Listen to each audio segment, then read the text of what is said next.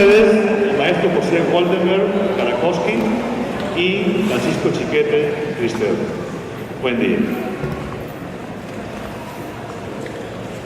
Buen día tengan todos ustedes. Pues es un gusto, un honor la invitación de la Universidad Autónoma de Sinaloa y por supuesto compartir con este personaje que para todos ustedes seguramente es muy familiar esta oportunidad en la Feria del Libro de México.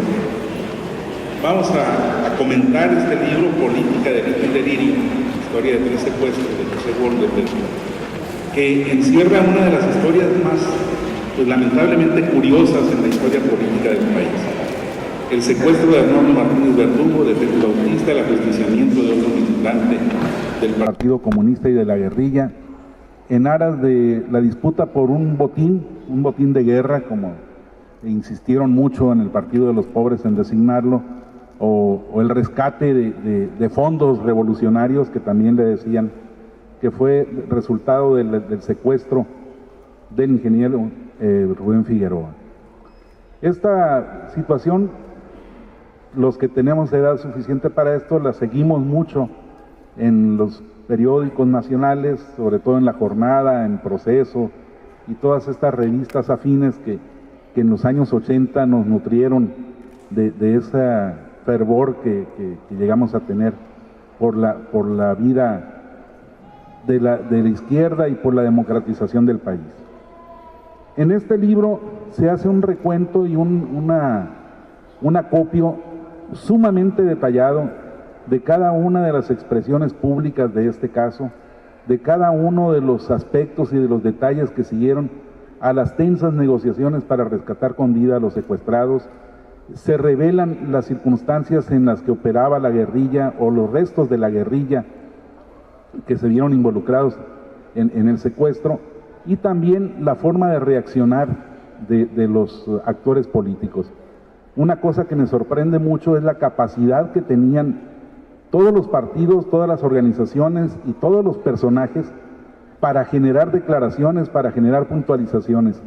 Me lleva a la conclusión de que como la izquierda no tenía experiencia real en la política de masas, se desenvolvía muy cómodamente en la política deliberativa, casi en el asambleísmo, de modo que, como dijo Carlos Fuentes, recordando que él y Gabriel García Márquez estaban juntos escribiendo guiones, y de repente estaban enfrascados en si ponían o quitaban una coma en un guión cinematográfico, cuando lo importante pues eran las escenas, las imágenes. Así estaban, me da esta impresión, los personajes de la izquierda mexicana, deliberando entre ellos sobre la importancia de pronunciarse a favor, de pronunciarse en contra, de guardar silencio, de divulgar, de denunciar, pero sin recurrir a la gente, sin darle a la gente los elementos para que la sociedad pudiera atender sus posicionamientos políticos. Y creo que esto se refleja mucho en los comunicados que rescata Goldenberg en el libro, y también nos lleva a mostrar cosas que pues nos habrían parecido increíbles. Hay una expresión de Rubén Figueroa que se asume como víctima a la par de Arnoldo Martínez Verdugo, y bueno, técnicamente lo fueron. Los dos fueron secuestrados, y los dos fueron secuestrados por una tendencia similar, aunque en el caso de Martínez Verdugo haya sido la expresión más degradada del Partido de los Pobres. Pero bueno, para mí fue un gran impacto, a pesar de que de algún modo había seguido estos casos, ver a Rubén Figueroa hablando con toda conmiseración, con toda solidaridad, sobre un caso de un personaje que era su antípoda, como era Arnoldo Martínez Verdugo. Y bueno, nos lleva esto a que la forma de hacer política muchas veces termina legitimando aquello a lo que se quiere combatir. Estas expresiones, no solo de Rubén Figueroa, de la Coparmex, de otros dirigentes empresariales, desde entonces empezamos a oír de Claudio X González, cómo se van acercando a un mundo que era proscrito, que era irreal, aunque ya tenían 10 años o 7 años de haber irrumpido a la legalidad gracias a la reforma política, seguían siendo el coco, seguían siendo combatidos con las mismas fórmulas, la izquierda, perdón, de toda la vida. Quieren quedarse con nuestras casas, te van a quitar a los hijos, en fin. Y sin embargo, a partir de este hecho, de este secuestro, empezaron a hablar con naturalidad hasta de personajes como Arnoldo Martínez Verdugo, que era un gran emblema de la izquierda más ortodoxa en este país, aunque él haya roto con muchas de las cosas que se practicaron en el estalinismo, por ejemplo. Es muy ilustrativo ver el desenvolvimiento de este caso. Y es muy importante también que un escritor como José Woldenberg se haya dado a la tarea de recuperar cada uno de estos detalles, que nos haya traído a la actualidad situaciones que en su momento fueron muy impactantes, pero que a la luz del tiempo se pueden ir perdiendo, y él advierte, porque estas cosas pueden volver a ocurrir. Lamentablemente, esto me lleva al análisis de que pues no solo pueden volver a ocurrir, están ocurriendo muchas cosas en la política. Hoy más que nunca el fin justifica los medios. Quizá no se ha llegado al extremo de un secuestro, de un ajusticiamiento, por lo menos no lo hemos visto abiertamente, pero ha habido muchas decisiones que se toman en razón de alcanzar o mantener el poder, y ahí está el acuerdo de Felipe Calderón con el Bester Gordillo y las prebendas que le fueron dejadas luego a la Gordillo en razón del éxito electoral que propició o que se le atribuye. Entonces, pues sí es muy importante que mantengamos la vista sobre estos acontecimientos y sobre cómo han ido evolucionando las formas de llegar a acuerdos, de hacer política, de transgredir lo que en otros tiempos era la ética y la moral, por lo menos teórica, de quienes estaban militando en la izquierda y militando en los partidos formales. Hay una conclusión en la que Woldenberg nos invita a no repetir estas cosas, nos invita a estar siempre al pendiente, pero sobre todo creo hay una lección muy importante. Si en este dramático secuestro de Arnoldo Martínez Verdugo, de Félix Bautista, está la expresión de una parte de la izquierda, una parte pues equivocada o no, era una parte importante. En los pasos siguientes que dio la sociedad mexicana está también la izquierda, y está de manera positiva. Por supuesto, yo creo que a José Woldenberg le va a pasar toda su vida lo que les pasa a los grandes artistas que tienen éxitos y clásicos. A Paul McCartney siempre le van a pedir que cante Yesterday por más que haga una sinfonía nueva, y a los Rolling Stones siempre les van a exigir Satisfacción, y a Alberto Cortés aquí en México, Mi árbol y yo.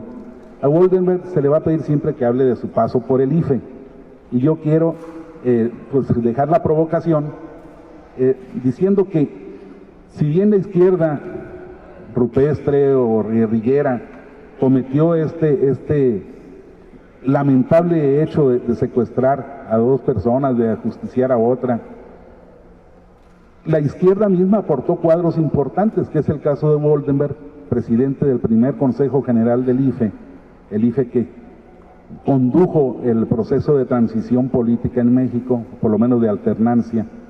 Y entonces creo que aun cuando estos recuerdos hieren la memoria, pues comparados con la evolución que ha tenido el país, con las aportaciones que se han hecho posteriormente, nos permiten ser optimistas y pensar que las cosas van cambiando efectivamente, van cambiando positivamente, y que tenemos lucha, por lo menos. A lo mejor no la hemos hallado, pero la tenemos. Entonces yo quisiera darle un aplauso a Woldenberg para que nos platique cómo motivó este libro y qué piensa de lo que ha pasado después de estos acontecimientos. Muchas gracias. Bueno, en primerísimo lugar, agradecerle a Francisco que se haya tomado la molestia de leer el libro, de comentarlo, de su generosa lectura. Agradecer, por supuesto, a la Universidad Autónoma de Sinaloa la oportunidad de estar este día con todos ustedes, y agradecerles a ustedes también que se hayan tomado la molestia de venir este día a escuchar algunas palabras sobre este libro. ¿De qué trata este libro? Este libro es una narración. Empieza el 1 de julio de 1985, cuando un comando del autollamado Partido de los Pobres entra a las oficinas de Arnoldo Martínez Verdugo y lo secuestra. ¿Quién es Arnoldo Martínez Verdugo? Ya para 1985. Creo que uno de las personalidades más emblemáticas de la izquierda mexicana.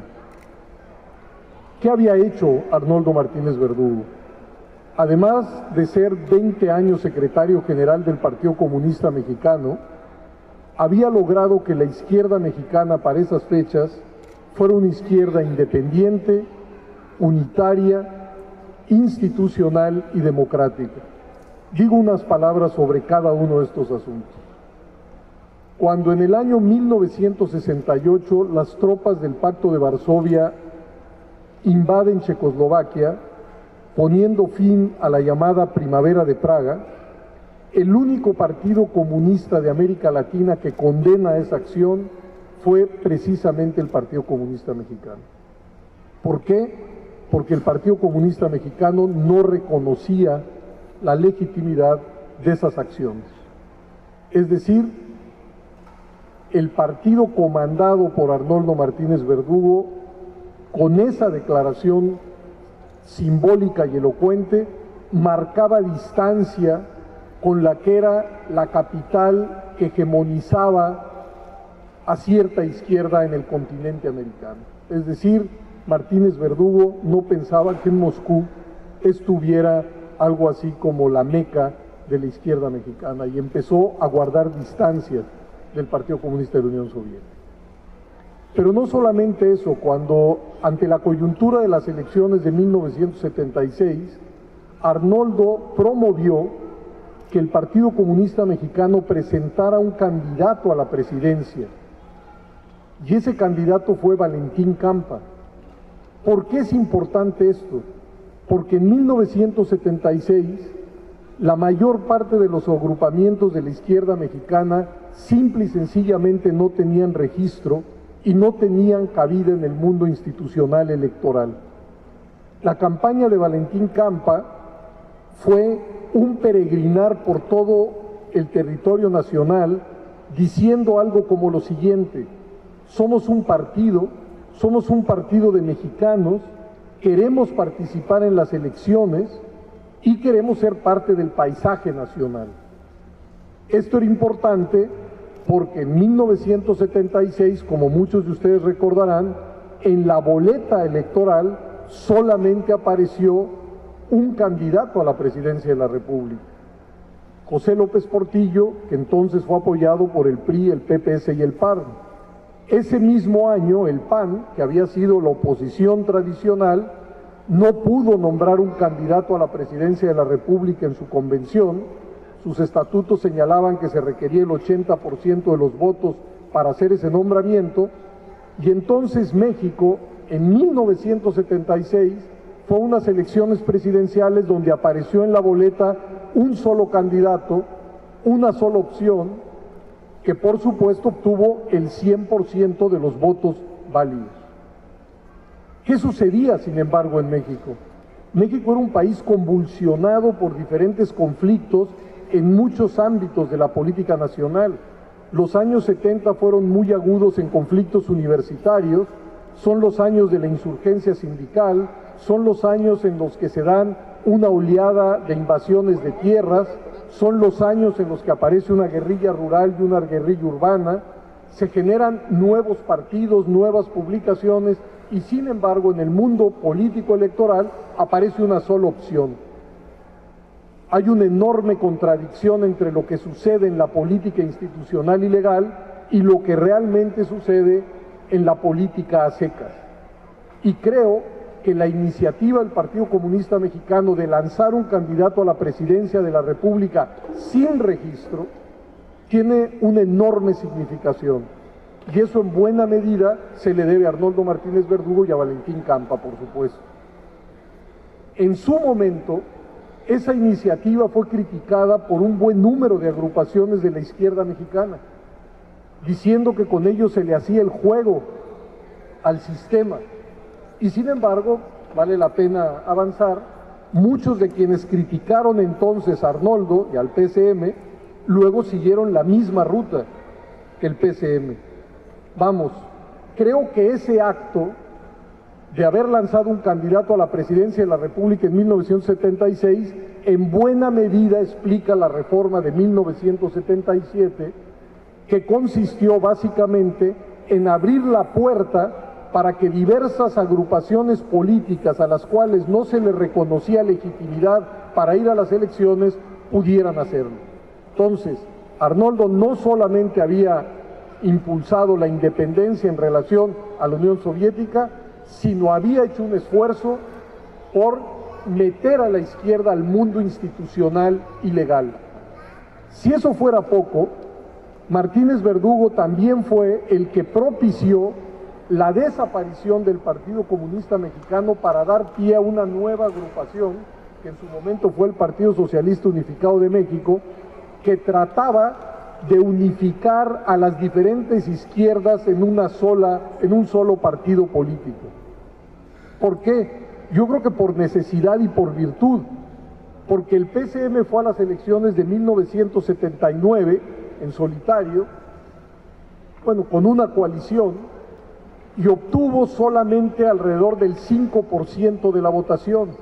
Arnoldo se dio cuenta que las elecciones eran un momento estelar de la política y que la izquierda debía aparecer unificada, y estuvo dispuesto, lo repito, a disolver un partido que se habría creado desde 1919 para generar uno nuevo en el cual pudieran concurrir otras organizaciones. Fue el primer momento importante del proceso unificador de la izquierda. Luego vendría el PMS y luego vendría el PRD, que por supuesto representó un crecimiento espectacular, pero el primer eslabón de ese proceso unificado, sin duda alguna, fue el PSUM, y ese es otro de los méritos que creo yo hay que atribuirle a Arnoldo Martínez Verdugo. Y el cuarto, que por supuesto lo enuncio al final, pero no es el último en importancia, fue haber entendido que democracia y socialismo no eran dos entidades que estaban separadas, y que la izquierda debería tener un compromiso fuerte con la democracia, entendida esta como un fin, pero también como una fórmula del quehacer político, el cual supone la coexistencia de una pluralidad de puntos de vista, de opciones, de organizaciones, que no deben ser desterradas, ni mucho menos. Hay que señalar que en ese periplo, en 1982, Arnoldo Martínez Verdugo fue el candidato presidencial del Partido Socialista Unificado de México. Digo esto para tratar de situar lo que significó que el 1 de julio de 1985 un comando lo secuestrara. Ahí empieza esta historia. ¿Cómo está tejida la historia? La historia va dando cuenta de lo que sucede día a día con ese secuestro. ¿De qué manera? Rescatando material hemerográfico y de algunas otras publicaciones. Y lo va entreverando el relato con sucesos que acontecieron previo a ese secuestro, porque el secuestro solamente es la punta de un iceberg que nos conduce 10 años atrás al secuestro que el Partido de los Pobres había hecho de Rubén Figueroa en Guerrero. Esa es la trama del libro. Creo que el libro está escrito como un thriller y por eso no quiero contarles la historia. Algunos de ustedes saben el desenlace de la misma, otros quizá no, pero no quiero avanzar por ahí. ¿Por qué acudir a contar esta historia? Bueno, en primerísimo lugar, porque en aquellos años, en 1985, yo era el secretario de Prensa y Propaganda del PSUM y era miembro de su comisión política. Es decir, me tocó muy de cerca seguir estos acontecimientos en el día a día. Y algo de documentación tenía. Pero los dos motivos más fuertes son los siguientes. A mí me gustaría que este libro, no sé si sea posible, abra la puerta a una reflexión sobre la manera en que se articulan los medios y los fines en política. Porque yo digo en el libro que cualquier individuo, cualquier partido, cualquier agrupación puede postular los fines más nobles, las metas más loables, los objetivos casi indiscutibles en los que todos o cada uno podríamos estar de acuerdo. Pero lo importante no es solamente plantear esos objetivos o esas metas, sino ver qué medios se utilizan para llegar a ellos. Y lo que sostiene el libro es que en muchas ocasiones los medios acaban siendo más importantes que los propios fines, porque cuando alguien se siente habilitado para acudir al chantaje, al secuestro, al asesinato, según ellos, para hacer realidad su ideal, no solamente están trastocando el ideal, se están modelando o automodelando de tal manera que acaban siendo la negación de esos fines que se proclaman. Esa es una de las intenciones del libro, poner sobre la mesa esa discusión siempre presente, de qué medios son pertinentes y legítimos para alcanzar determinados fines. Y la otra tema que me interesa mucho subrayar, al final del periplo de estos secuestros, creo que el Partido Socialista Unificado de México tomó una decisión que para mí no solamente es estratégica, sino crucial para la izquierda mexicana. Y fue un largo documento aprobado por su Comité Central, así se llamaba entonces, en donde el PSUM hizo un compromiso claro y sin matices con la democracia y con la legalidad, rompiendo con una tradición en la cual muchas agrupaciones de izquierda señalaban que todas las formas de lucha eran legítimas. Lo que señalaba el PSUM en 1985 es: uno, la democracia es uno de nuestros objetivos. Vamos a trabajar a la luz del día y con métodos democráticos, pero a pesar y que no compartimos una serie de disposiciones legales o normativas, vamos a combatir para modificarlas en los marcos de la ley y no por fuera de la ley. Y para mí creo que sigue siendo una de las definiciones estratégicas más importantes y loables. Esa es la otra dimensión en la que creo desemboca este libro. Porque como bien dice Francisco, esta es una cara, o mejor dicho, son unos acontecimientos sobre los que yo llamo la atención, pero como él bien dice, la izquierda mexicana fue acicate del cambio democratizador que se vivió en México y al mismo tiempo ha sido usufructuaria de ese cambio. ¿Qué quiero decir con esto? No creo que el cambio que ha vivido México, que ha pasado de un sistema de partido casi único a un sistema plural de partidos, de elecciones sin competencia, elecciones cada vez más competidas, de un mundo de la representación que era monocolor a un mundo de la representación plural, y que ha logrado generar una presidencia acotada por otros procesos constitucionales, que ha logrado que pasemos de un Congreso subordinado a la voluntad presidencial a un Congreso donde hay equilibrio de fuerzas. Bueno, ese proceso de transición democratizadora no se puede entender sin las movilizaciones y esfuerzos de la izquierda, y también hay que decirlo del Partido Acción Nacional. Es decir, derechas e izquierdas coincidieron en la necesidad de transformar al país en términos democráticos. Y por supuesto, ambas corrientes políticas han sido beneficiarias de ese cambio. Les doy solamente un dato. La primera reforma política, la de 1977, ¿cuál era el mundo de la representación en México? El presidente de la República era del PRI, todos los gobernadores eran del PRI, todos los senadores eran del PRI y el 82% de los diputados eran de ese partido. Volteemos a ver lo que tenemos hoy. Tenemos sí un presidente del PRI, pero gobernadores de 3 partidos diferentes y de coaliciones distintas. Tenemos una Cámara de Diputados donde ningún partido político tiene mayoría, un Senado de la República donde ningún partido político tiene mayoría, gobernadores que en sus estados no tienen mayoría en sus respectivos congresos, presidencias municipales en manos del PRI, del PAN, del PRD y del resto de los otros 4 partidos políticos. Es decir, el mundo de la representación política cambió en estos años. Y por supuesto que hace bien Francisco en recordarnos la contribución de la izquierda en este proceso. En suma, Yo creo que quien quiera leer una historia interesante en sí misma, este libro le puede resultar atractivo, porque cuenta una historia real a través de documentación, no de especulaciones. Pero más allá del relato de la historia, que insisto, en sí misma creo que es atractiva, creo que son acontecimientos aleccionadores, de los cuales podemos y debemos sacar conclusiones políticas pertinentes. Y ojalá esta plática pues sirva para abrirles el apetito de acercarse al libro. Si eso se logra, pues la misión estará cumplida. Y si no, de todas maneras ha sido un placer estar con ustedes. Muchas gracias.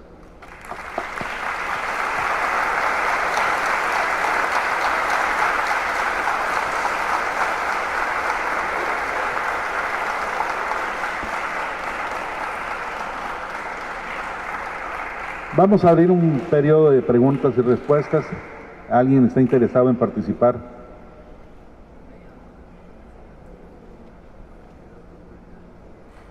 ¿Qué no es de la UAS esto?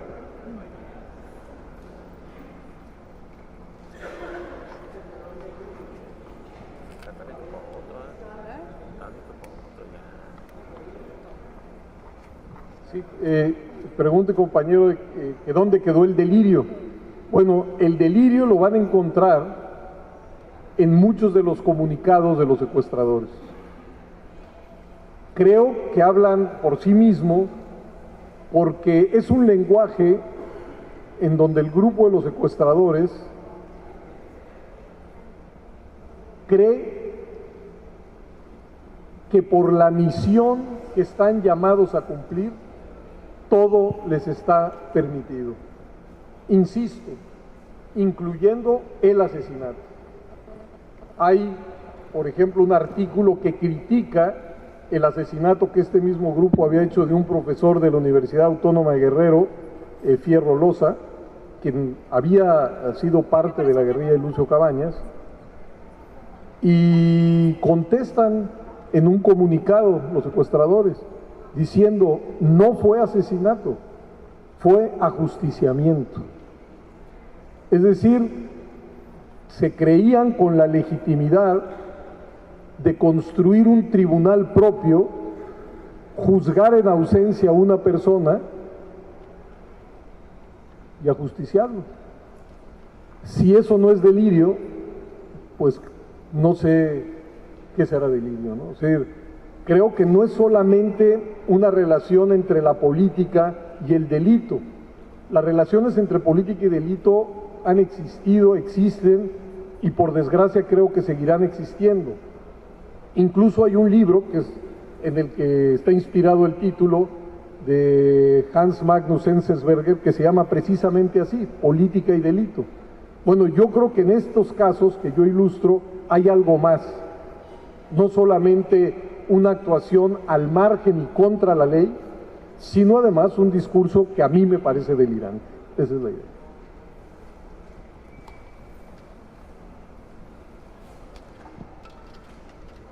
Señor Woldenberg, usted dice que uno de los motivos que tuvo para escribir el libro fue de alguna manera para recordar o para hacer que el olvido pierda poder frente a la memoria. El asunto es de que cuando nos habla de la transición democrática, a la manera de Giovanni Sartori, de un partido hegemónico a la pluralidad de los partidos, parece que la transición se da por hecho. Pero aludiendo a lo como dicen los americanos en términos de democracia, lo que ves es lo que tienes, o necesitamos el uso pervertido de los medios de manera más sofisticada a los que recurrieron en estos eventos que usted relata en su texto, la participación de la ciudadanía para que los medios no solamente muten a otra forma de ser presentados, esquematizados, propuestos, y que la ciudadanía en sí misma, en uso de los medios que le corresponden, sea partícipe de lo que el país merece como futuro y no lo que tenemos en este momento. Sí, bueno, este es un libro que trata de lo que trata, ¿no? Yo tengo otro, usted me da pie para hablar del mismo, que se llama Historia Mínima de la Transición Democrática en México, que fue publicado por el Colegio de México el año pasado. Yo sostengo en ese libro una tesis que sé que es muy debatible y debatida, pero que es la siguiente. Yo sí sostengo que México vivió una auténtica transición democrática entre 1977 y 1997. Que México fue capaz de desmontar un sistema autoritario y construir una germinal democracia, subrayo, germinal. Y que eso lo puede observar cualquier observador atento de la política nacional. Ya lo mencionaba, pensemos en la política de los años 70 y 80. ¿Qué teníamos? Un partido, como usted bien llama, Sartori, lo denominó un partido hegemónico pragmático. ¿Qué quería decir eso?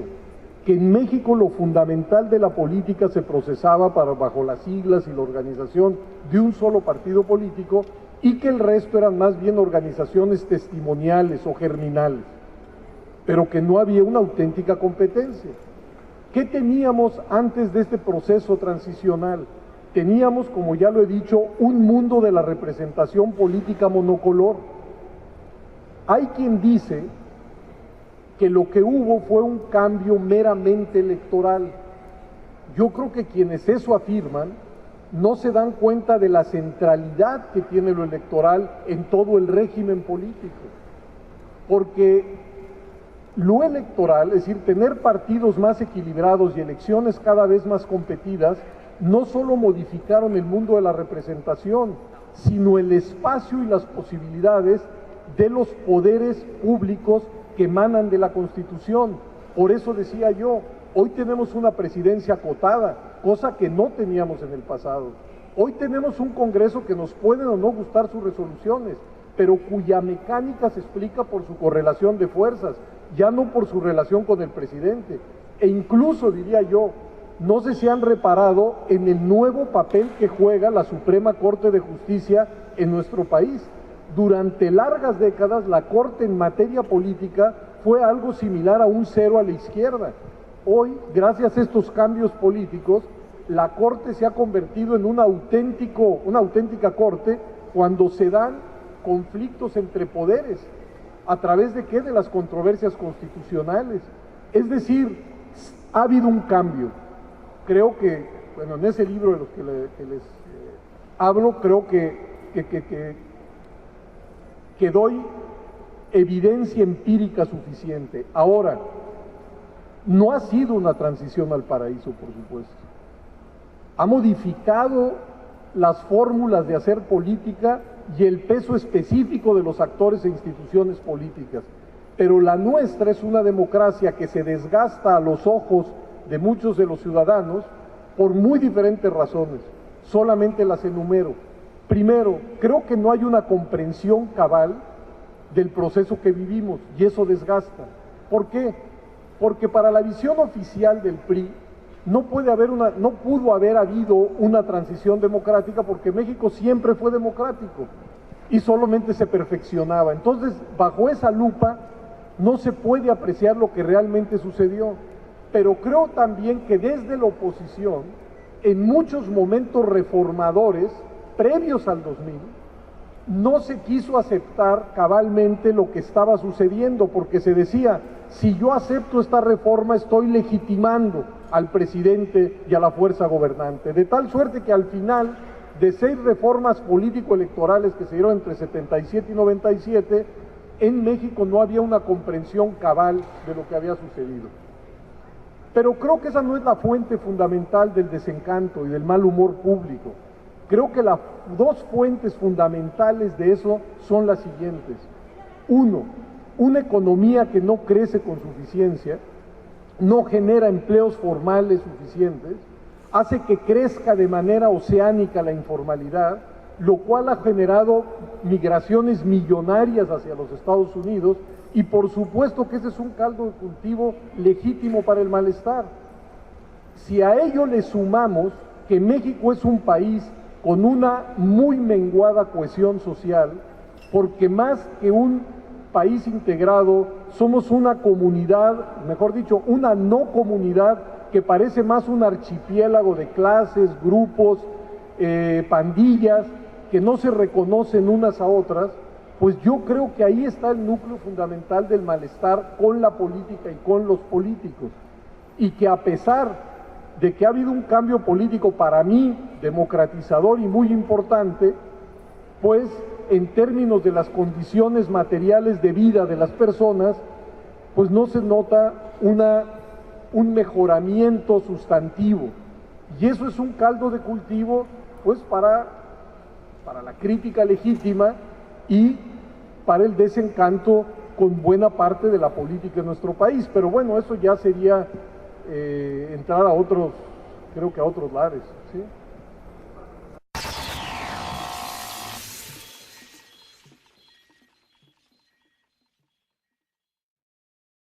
Pues lamentablemente curiosas en la historia política del país.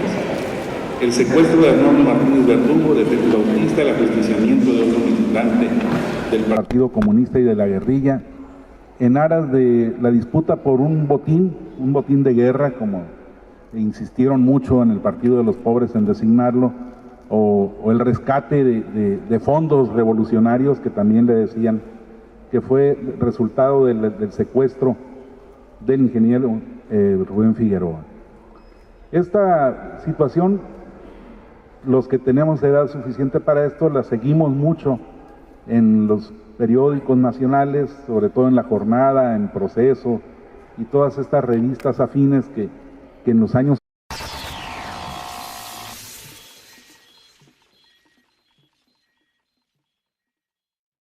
el maestro José Woldenberg, Karakowski y Francisco Chiquete Cristel.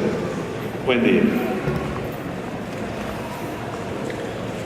Buen día tengan todos ustedes. Pues es un gusto, un honor la invitación de la Universidad Autónoma de Sinaloa y por supuesto compartir con este personaje que para todos ustedes seguramente es muy familiar esta oportunidad en la Feria del Libro de México. Vamos a comentar este libro, Política, Delito y Delirio, historia de 3 secuestros de José Woldenberg, que encierra una de las historias más... 80 nos nutrieron de ese fervor que llegamos a tener por la vida de la izquierda y por la democratización del país. En este libro se hace un recuento y un acopio sumamente detallado de cada una de las expresiones públicas de este caso, de cada uno de los aspectos y de los detalles que siguieron a las tensas negociaciones para rescatar con vida a los secuestrados. Se revelan las circunstancias en las que operaba la guerrilla o los restos de la guerrilla que se vieron involucrados en el secuestro, y también la forma de reaccionar de los actores políticos. Una cosa, personajes de la izquierda mexicana deliberando entre ellos sobre la importancia de pronunciarse a favor, de pronunciarse en contra, de guardar silencio, de divulgar, de denunciar, pero sin recurrir a la gente, sin darle a la gente los elementos para que la sociedad pudiera atender sus posicionamientos políticos. Y creo que esto se refleja mucho en los comunicados que rescata Woldenberg en el libro, y también nos lleva a mostrar cosas que pues nos habrían parecido increíbles. Hay una expresión de Rubén Figueroa que se asume como víctima a la par de Arnoldo Martínez Verdugo. Y bueno, lo que me sorprende mucho es la capacidad que tenían todos los partidos, todas las organizaciones y todos los personajes para generar declaraciones, para generar puntualizaciones. Me lleva a la conclusión de que como la izquierda no tenía experiencia real en la política de masas, se desenvolvía muy cómodamente en la política deliberativa, casi en el asambleísmo, de modo que, como dijo Carlos Fuentes, recordando que él y Gabriel García Márquez estaban juntos escribiendo guiones y de repente estaban enfrascados en si ponían o quitaban una coma en un guión cinematográfico, cuando lo importante pues eran las escenas, las imágenes. Así estaban, me da esta impresión, los